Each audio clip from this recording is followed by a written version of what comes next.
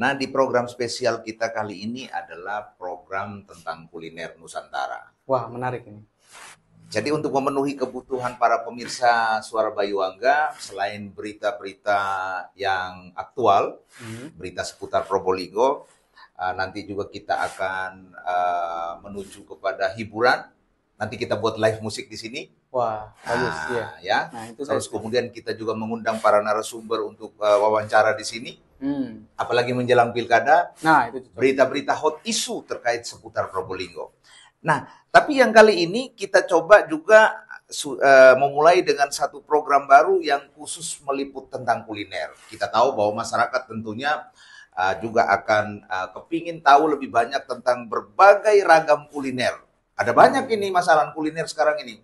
Ada kuliner tradisional, terus ada kuliner-kuliner modern. Nah, ini juga nanti bakal kita masukkan dalam liputan kita di Suara Bayuangga Berita Seputar Probolinggo. Nah, gitu. Gitu Mas Alan. Ini mungkin kira-kira apa ini Pak, kuliner apa yang kali ini akan kita Nah, yang kali ini minggu kemarin kan kita kuliner sudah ikan bakar ini di Pantai Bohai. Nah, ya kan? Sekarang ada kuliner lagi. Nah, ini bertoples-toples ini ya. Ini kuliner tradisional, adalah makanan khas warga NTT, khususnya dari pulau yang cukup timur, namanya dari Pulau Flores, ya. Tapi khususnya ini yang ada di Flores Timur, Lembata dan Adonara. Ini ceritanya ini Mas Alan, ini makanan benar-benar khas pengganti nasi ini. Wah, ini cuma lumayan keren ya. Ini terbuat dari apa nih Pak? Nah, kalau ini adalah kita tahu orang Indonesia tuh suka makan jagung. Nah, jadi jagung itu dikelola dari berbagai macam jagung. Kalau di Probolinggo itu namanya apa? Di Probolinggo namanya apa? Ada jagung apa itu? Kalau di Probolinggo itu biasanya jagung yang sering kita konsumsi sebagai cemilan itu jamudin.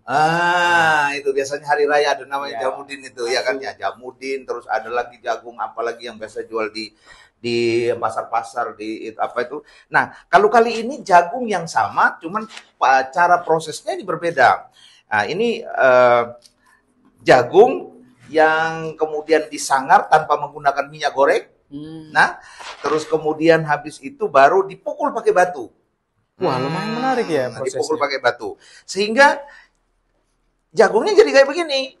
Modelnya itu seperti kayak jadi pipi seperti jadi pipi seperti kayak apa namanya belinjo.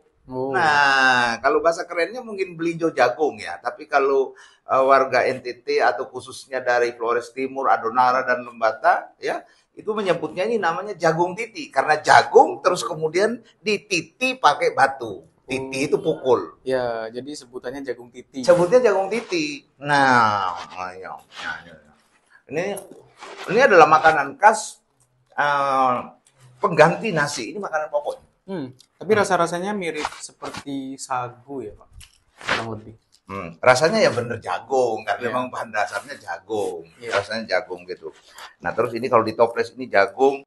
Kalau untuk cemilan ya jagung. Nah, oke Pak. Dari kelihatannya ini di dalamnya ada semacam kacang sangrai ini ya. Ini kira-kira fungsinya buat apa? Nah, itu kacang ini adalah memberi cita rasa rupanya ya. Jadi kita coba makan jagungnya, terus kemudian kita makan sama kacangnya, kok begitu pas gitu loh. Nah, pas gitu rasanya. Jadi semacam memberikan aroma tersendiri ya. Kayaknya kalau dimakan jagung titinya terus sama kacang sangrainya itu kok rasanya pas begitu. Jadi dan ini Mas Alan, ini menjadi makanan pokok ini, pengganti nasi ini. Gitu. Nah, pertanyaannya nih, apakah kenyang makan seperti ini? Oh, jelas kenyang. Ini makannya jagung ini gitu. Nah, kalau kita kan di Jawa nih makan nasi itu sebagai sumber energi yang kalau nggak makan nasi berarti bukan makan gitu. Kalau nggak makan nasi bukan makan. Nah, tapi kalau di NTT lain, kalau nggak makan jagung nggak kenyang. Gitu ya. Nah, inilah yang namanya Indonesia memiliki kekayaan budaya, ya, kuliner yang begitu banyak sekali, yang tentunya banyak yang kita belum tahu. Nah, jadi dari jagungnya saja di Probolinggo tadi namanya apa? Di Probolinggo tuh namanya jamudin. Nah, setiap hari raya tuh ada di toples-toples. Nah, kalau di Flores Timur, di Adonara dan Lembata namanya jagung titi. Nah, gitu. Jadi itu cara. Nah, cuman cara produksinya juga luar biasa sederhananya, Mas Alan.